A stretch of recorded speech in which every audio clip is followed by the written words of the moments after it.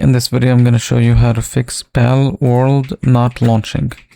So first, go here on Steam, and then you'll see the game option. So find Palworld. I'll do this for this game. Follow the same steps for Palworld. So right click on the game, properties, and then over here, you'll see verify game files. Just click verify.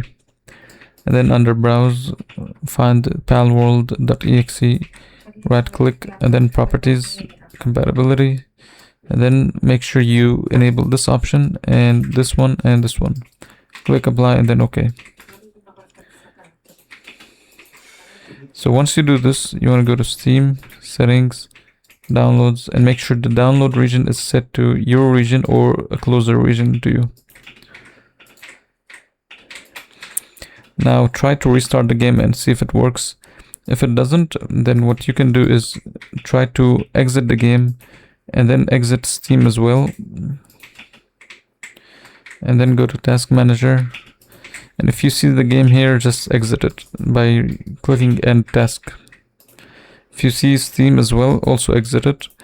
What you need to do is just exit any program you're not using or any game you're not playing.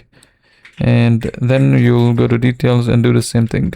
If you see any program you're not using, right click and then click End Process Tree. Once you do this, restart your computer and try to run the game again and see if it works. If it doesn't, then go to Windows Security.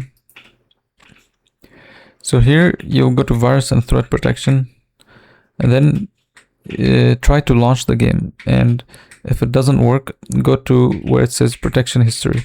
If you see the game in this list, then that means the Windows Security has blocked it. And you'll have to just add it as an exclusion so it's no longer being blocked. So you can do this by going to Manage Settings, and down here you'll see Exclusions. So just find the game folder, select the game folder, click Select Folder, and then this will add the game to be excluded from being blocked and being seen as a threat. So once you do this, hopefully this should fix your issue.